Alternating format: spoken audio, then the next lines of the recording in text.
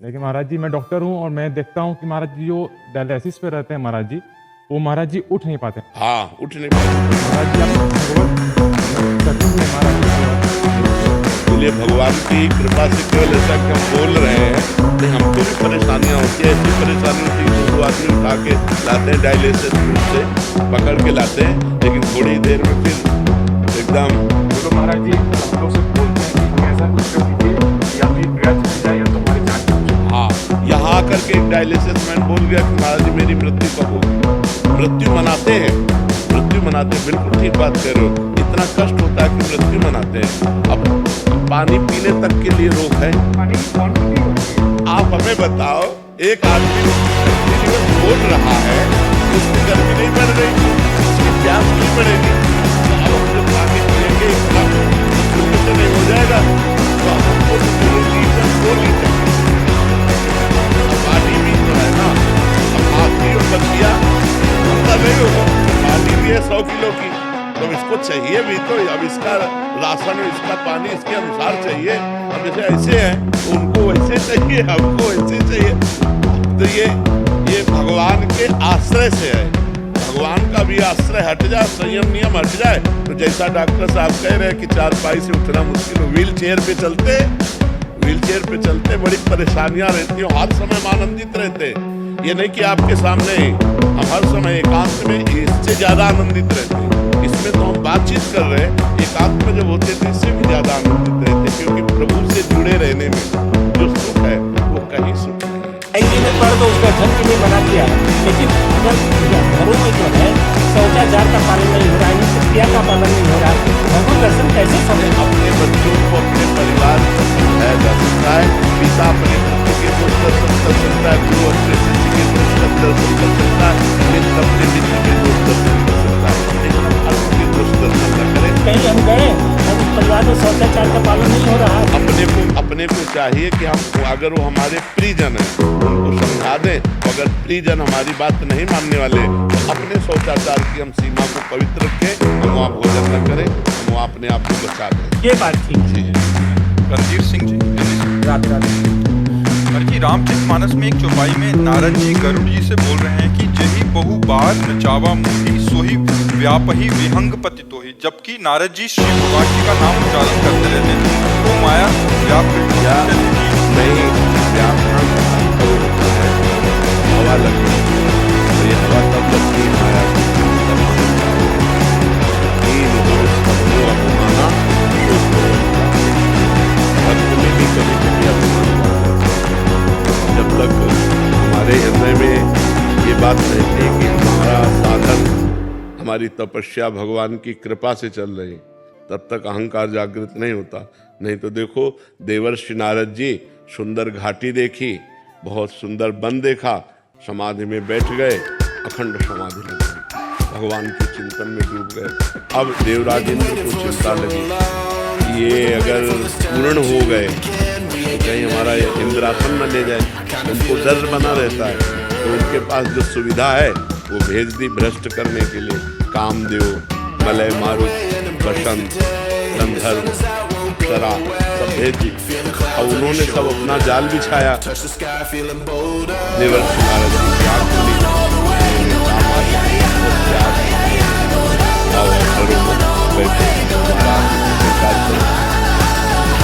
ना तो काम हृदय में आया और न क्रोध किया।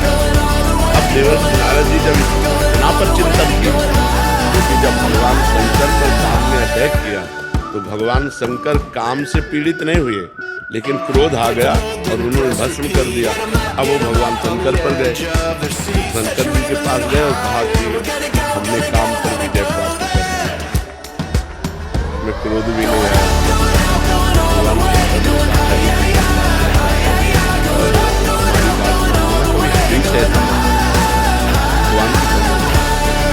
उनको लगा कि ये क्रोध से युक्त हो गए थे, तो हमारा यश निर्मल है, इसलिए कहते चुप रहना, किसी से कहना नहीं। वो सीधे हरि के पास ही गए और भगवान से जाके कहा कि प्रभु हमने आपकी कृपा से काम को वाणी से तो निकल रहा था आपकी कृपा, हृदय में कसक अहंकार की थी, तो भगवान ने और उसे पुष्ट कर दिया कि अरे आप काम पर विजय प्राप्त कर ले तो क्या बात है, आपका जो सुमिरन कर ले वो काम पर विजय प्राप्त कर ले। देवर्षि नारद जी बहुत फूल गए। भगवान ने कहा अच्छा, अब देवर्षि नारद जी चले, जो ही वैकुंठ से बाहर निकले थोड़ी दूर ही चले कि बहुत नगर श्रृंगार किया जा रहा था, सजावट हो रही थी, लोग दौड़ रहे थे इधर से उधर। तो कौतूहलवश नारद जी ने पूछा क्या बात है? बोले यहाँ राजा की राजकुमारी का स्वयंवर है। नारद जी को मन में आया कि चला जाए, देखा जाए स्वयंवर। अब विरक्त बाबा जी को स्वयंवर में जाने की क्या जरूरत है, लेकिन देखो घटना। चलो कौतूहलवश से मौज मस्ती में चले गए। जो ही गए तो वहां के जो राजा थे उन्होंने साष्टांग दंडवत किया। दंडवत प्रणाम, हमारे तो अहोभाग्य देवर्षि नारद जी आप पधारे, लाओ कन्या को बुलाओ और प्रणाम करवाओ और आशीर्वाद दिलवाओ। जी ही कन्या को बुलाया, वो तो महामाया, एक एक अंग सुंदरता टपक रही थी, नौ किशोर अवस्था और बड़ी लज्जा से युक्त देवर्षि नारद जी के देखते ही नारद जी की लंबी सांस आ गई।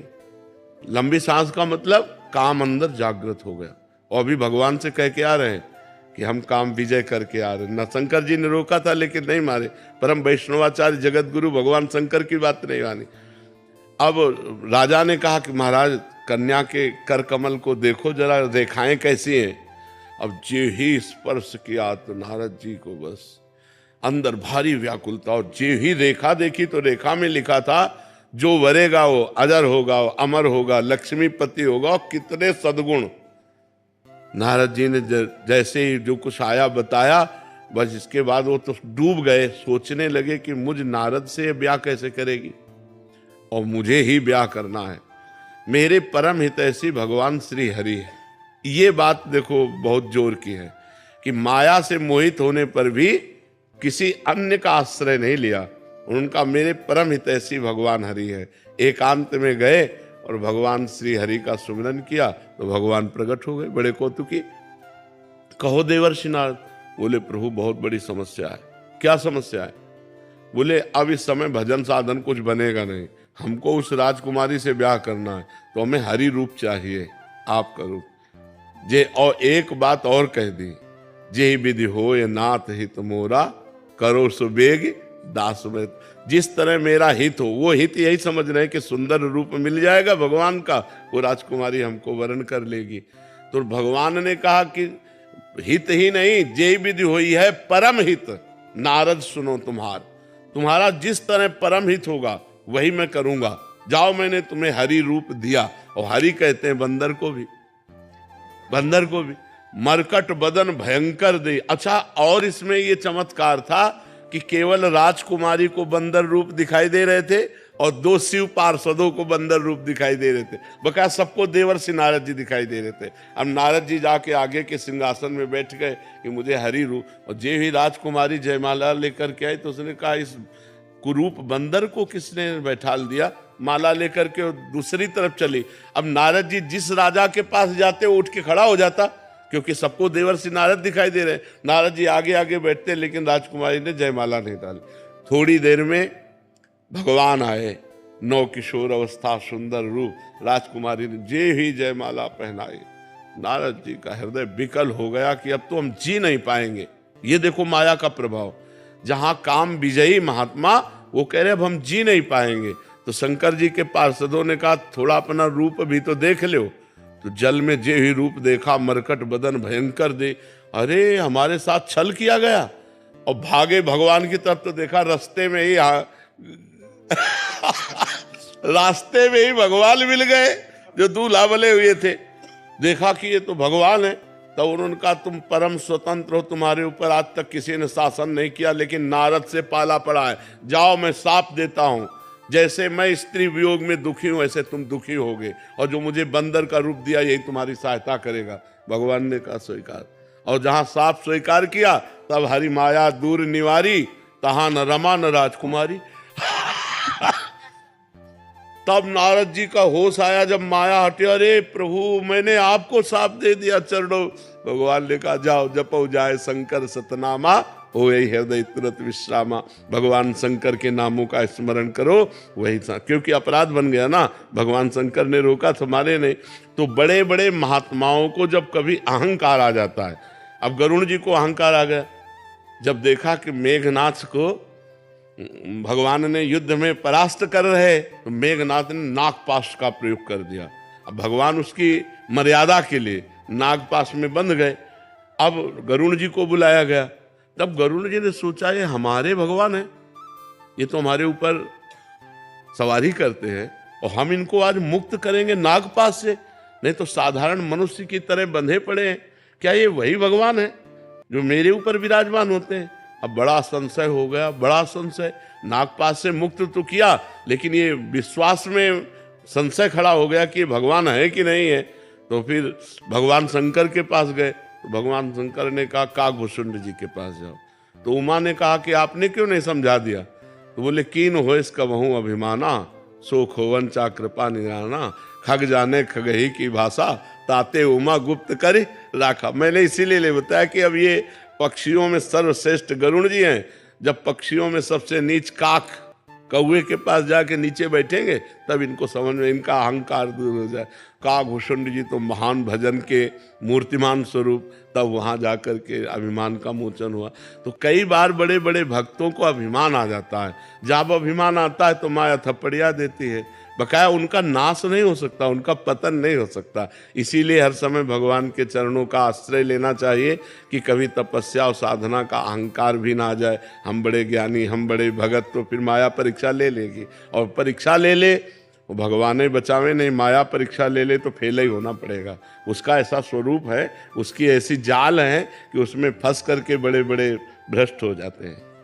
तन्नू जी। श्री हरिवंश। राधे राधे महाराज जी। महाराज जी, आप कह रहे हैं कि अगर कोई घटना दुर्घटना मंदिर या कहीं होती है तो फिर लोग कहते हैं कि आपके प्रभु तो देख रहे थे फिर भी ऐसी अनहोनी हो गई। तो प्रभु तो तब भी देख रहे थे जब आप पाप कर रहे थे, उस समय कुछ बोले थे क्या?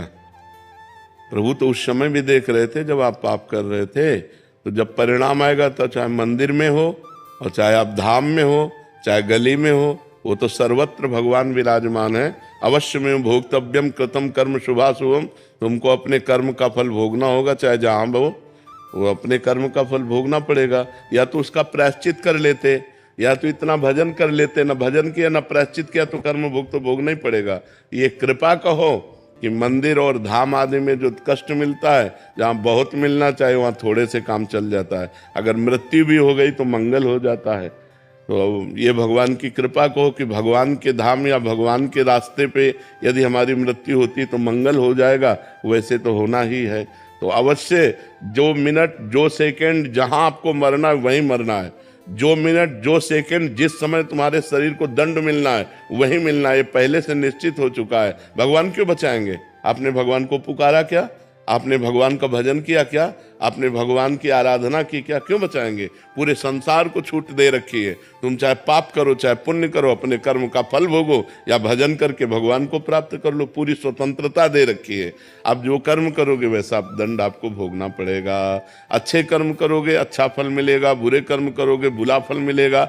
भगवान को भजो और भगवान की शरण में हो जाओ, फिर भगवान जिम्मेदारी ले लेते हैं। अब ऐसे थोड़ी है, ऐसे तो पूरे सबको छूट है। देखो भगवान बहुत बड़े हैं, बहुत गंभीर हैं, अगाध समुद्र हैं। आपको आपका जीवन दे दिया, आपको बुद्धि दे दी, आपको कर्म क्षेत्र दे दिया। अब आप क्या कर्म करते हैं आपके ऊपर है। जैसे बाप ने आपको बीज दे दिए 50 प्रकार के और खेती दे दी, अब आप बम्बूल बोओगे तो दाग छुआरा थोड़ी खाओगे। आप बम्बूल बोओगे तो कांटे ही लगेंगे आपको। तो आप इस कर्म क्षेत्र में पाप कर्म कर रहे हैं, मुर्गा मुर्गी खाना, भ्रूण हत्या करना, पाप आचरण करना, व्यभिचार करना, और जब इनका फल आएगा तब कहोगे देखो बहुत अच्छा आदमी था और उसको ये दंड मिला। आज अच्छा है लेकिन कल उसने पाप कर्म किए तो उसको भोगना पड़ेगा कि नहीं भोगना पड़ेगा? तुम कल को नहीं जानते हो, भगवान कल को भी जानते हो, आगे आने वाले कल को भी जानते हो, वर्तमान को भी जानते हैं। तो इसलिए जो हो रहा है वो अवश्य होगा, जो नहीं होना है वो कदापि नहीं होगा। हम अपने आचरणों को सुधारें, आगे हमारा जो समय आने वाला है वो मंगलमय हो जाएगा। यदि हम आज भजन करेंगे, आज पापाचरण त्याग कर देंगे तो कल हमारा बहुत अच्छा रहेगा। और अगर हम भगवान से नहीं जुड़ेंगे, पापाचरण करेंगे तो आज भी दुखमय है और कल और दुखमय होगा। ये पक्की बात समझ लो। झील वडालिया जी गुजरात से। राधे राधे महाराज। राधे राधे महाराज जी। महाराज जी, मेरे प्रश्न को अगर कोई ऐसा हो तो क्षमा कीजिएगा। महाराज जी, आप तुल्य बड़े बड़े संत महात्माओं के जीवन में जब कष्टों के बारे में सुनते हैं तो हृदय कांप उठता है कि अब तो लगता है कि हमारा तो रजिस्टर अभी खुला ही नहीं है, वो खुलेगा तो मतलब हम तो कोई बचा ही नहीं सकता। इसमें क्या होता है कि जैसे बड़े बड़े संत होते हैं, उनका आखिरी जन्म होता है। अब सृष्टि के जितने भी जन्मों में उन्होंने पाप किए हैं तो कुछ तो भगवान ने नष्ट कर दिए, और कुछ जो शरीर रचना के समय रखे गए थे, साधु तो हम बाद में बने हैं ना, शरीर तो पहले बना है ना हमारा, तो उस शरीर रचना के समय रखा गया। जैसे हमारे शरीर में रोग है, दोनों किडनी फेल हैं, तो ये माँ के गर्भ से ही पॉलिसिस्ट किडनी रोग होता है। पॉलिसिस्ट वो वंशानुगत होता है, वो प्रायः बहुत लोगों को होता है। तो वही गर्भ से रचना हुई, तो हम ऐसे गर्भ में आए जिसमें पॉलिसिस्ट था। वो पॉलिसिस्ट हमारे ऊपर शरीर में आया, किडनी में आया, और वो समय आकर के फेल कर दिया। तो बाबा जी और भजन तो हम अब कर रहे हैं ना, शरीर रचना के समय पाप कर्म के अनुसार हमारी किडनी फेल का विधान तो पहले से बन गया था ना। और जो बहुत कष्ट देखा जाता है उसका कारण उनका अंतिम जन्म है। अब पूरा हिसाब किताब बराबर करके वो भगवान को प्राप्त हो जाएंगे। इसलिए बड़े बड़े संतों, किसी को कैंसर, किसी को ये बड़ी बड़ी पीड़ाएं देखी जाती हैं, वो इसीलिए देखी जाती हैं। नहीं तो देखो ऐसे नीच कर्म करने वाले कितने पापी लोग हैं, बड़े स्वस्थ और हर्षित दिखाई देते हैं, और जो कदम फूंक फूंक के रखते हैं उनको चलना मुश्किल है। तो इसी विधान को देखकर कभी कभी भ्रम हो जाता है कि जो बिल्कुल सही आचरण से चल रहा है उसका चलना मुश्किल है, और जो बिल्कुल गलत चल रहा है वो दौड़ रहा है आराम से। वो पापी पुरुष वर्तमान में है लेकिन पूर्व में उसका पुण्य है, इसलिए पुण्य के कारण वो पाप करता हुआ भी सुखी दिखाई देता है। और वो महात्मा है, वर्तमान में उसका भजन है लेकिन पूर्व का पाप है, उसको भोगना पड़ रहा है। ये क्रम है, उसको समझ पाना, चूंकि वो अव्यक्त है ना, दिखाई तो देता नहीं ना। अब वो लागू हो गया कर्म, अब वो पाप कर रहा है वर्तमान में, लेकिन उसका पुण्य लागू हो गया तो उत्थान होता चला जाएगा। और जिस समय वो पुण्य खत्म हुआ और पूर्व का पाप और वर्तमान का पाप जुड़ेगा तो ब्लास्ट हो जाएगा, कुल सहित नष्ट हो जाएगा, बिल्कुल भ्रष्ट हो जाएगा, पत्ता साफ हो जाएगा। तो पापाचरण कभी किसी का शांति और विश्राम का हेतु नहीं हो सकता, वो विनाश का ही हेतु होगा। समय है, तुम्हारा पुण्य लागू है, भोग लो अपने पुण्य को, और जब पुण्य खत्म हो जाएगा तब तुम्हारा मिट्टिया मेट हो जाओगे। आज ऐसे धर्म से चल रहे हो, तुम्हारा पाप लागू हो गया तो उसे भोग लो चुपचाप। जिस समय तुम्हारा पूर्व का पुण्य और वर्तमान का पुण्य एक जुड़ेगा, तुम प्रकाशित हो जाओगे, तुम सुखी हो जाओगे, तुम आनंदित हो जाओगे। अब इस विधान को सब कोई तो जानता नहीं, वो कितना भी कमा ले अंतिम में उसका विनाश ही होगा, क्योंकि वो अधर्म से चल रहा है। अधर्म से चलने वाला कभी सुख और शांति को प्राप्त नहीं हो सकता। जाने की कितना पुण्य बचा है। और ये इसीलिए तो हमने शब्द अव्यक्त कहा।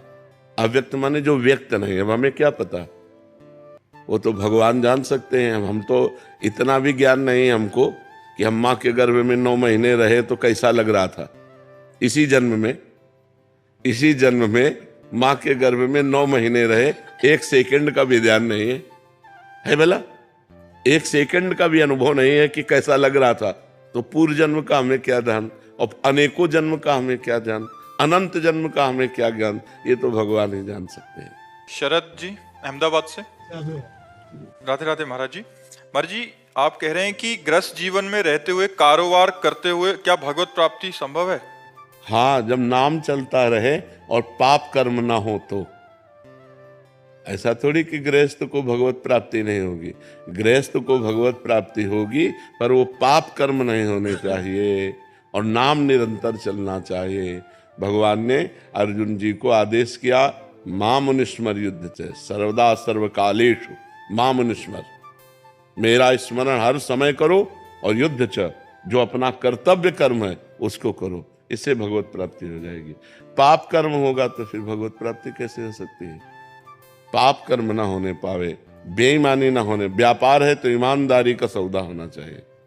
100 रुपया की चीज लाए हैं, 20 रुपया मुनाफा, 120 का देंगे, 5 रुपया कम नहीं करेंगे, बेईमानी करेंगे नहीं। 1 किलो की तौल है तो 1 किलो तौल के, ऐसे ईमानदारी से जो अगर भगवत प्राप्ति करनी है, क्योंकि सब कोई जानता मुनाफे के लिए व्यापार होता है, तो उचित मुनाफा ले ले और सही वस्तु दे दे और सही तौल दे दे और नाम जप करे तो व्यापार करते हुए भी भगवान की प्राप्ति हो जाएगी। अपना कर्तव्य अब घूस ले, बेईमानी करे तो फिर भगवान की प्राप्ति कैसे हो जाएगी? भगवान की प्राप्ति, भगवान सत्य है तो सत्य से चलना होगा तभी भगवान की प्राप्ति होगी। और सत्य पे चलना बड़ा कठिन है। लोग आजकल सत्य बोलना ही नहीं जान रहे, भूल गए कि सत्य भी बोला जाता है। झूठा ही झूठ, झूठा ही झूठ।